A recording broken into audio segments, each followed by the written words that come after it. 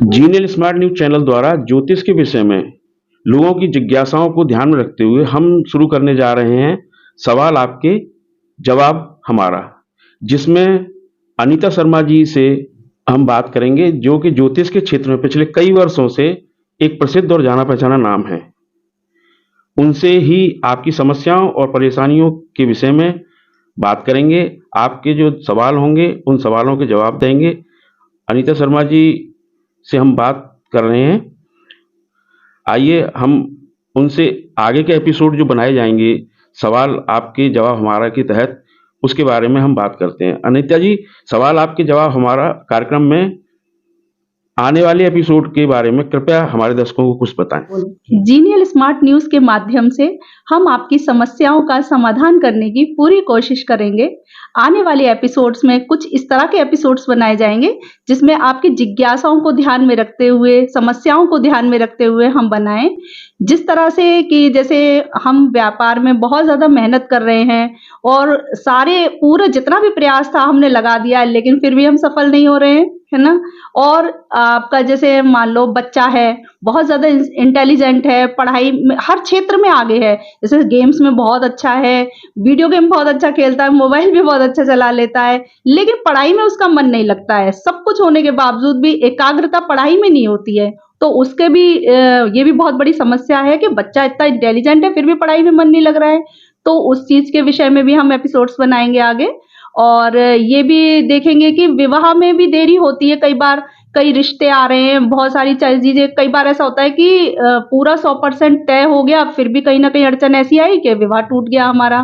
तो वो चीजें क्यों हो रही हैं, इस तरह की समस्याएं भी लेके चलेंगे। लेकिन उसके बाद हम सरकारी नौकरी के लिए बहुत ज्यादा प्रयास कर रहे हैं। काफी एग्जाम्स भी मतलब रिटन क्लियर कर लिया है, लेकिन इंटरव्यू में रह जाता है, 1 मार्क्स से रह गया, कभी 0.5 से भी रह जाते हैं। इस तरह की चीजें होती हैं। तो ऐसा क्यों हो रहा है?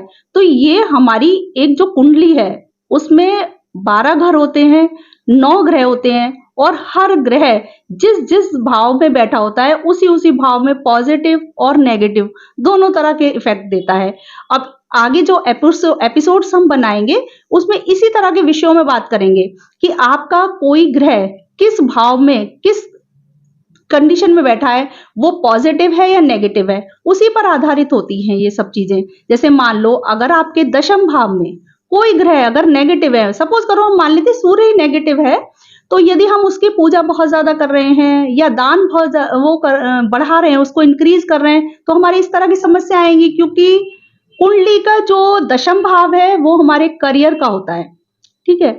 उसमें क्या है, सूर्य, मंगल, शुक्र, शनि, इस तरह के ग्रह हैं जो हमें सरकारी नौकरी के लिए प्रेरित करते हैं, सरकारी नौकरी में ले जाते हैं।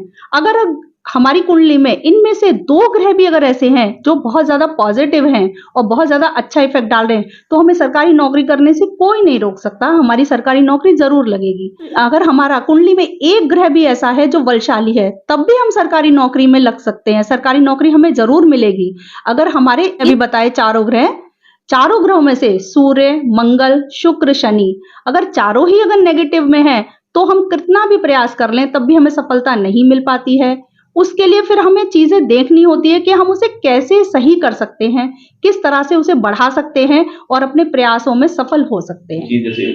यदि आप कोई वाहन खरीदना चाहते हैं या कोई नया घर खरीदना चाहते हैं, उसके विषय में भी जान सकते हैं, या आपने नए घर में गृह प्रवेश कर रहे हैं तो उस विषय में भी आप जानकारी ले सकते हैं अपना डिटेल सेंड करके पर लेकिन ये उस व्यक्ति का ही डिटेल सेंड करें जिसके नाम वो घर हो, या जिसके नाम पे आप गाड़ी ले रहे हैं ये जरूरी है कि उसी का डेट ऑफ बर्थ आप सेंड करें।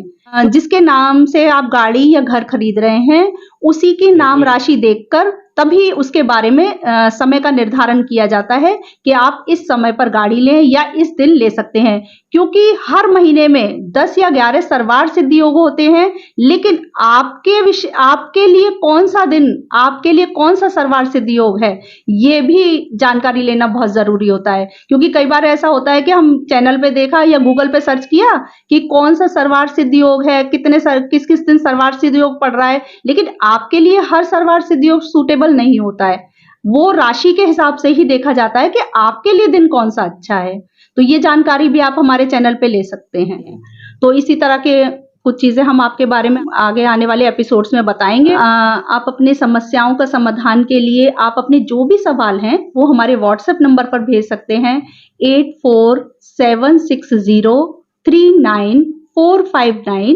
ये व्हाट्सएप नंबर है, आप इस पर अपना सवाल भेजें और अपना डेट ऑफ बर्थ पूरा क्लियर करके भेजें, जैसे अपना नाम, अपना birth time, birth place and date of birth, ये सब भी भेजना साथ में। और हम कोशिश करेंगे कि ज़्यादा से ज़्यादा लोगों के समस्याओं का हल बता सकें, समाधान कर सकें और आने वाले एपिसोड्स में उसके जवाब दे सकें। Thank you.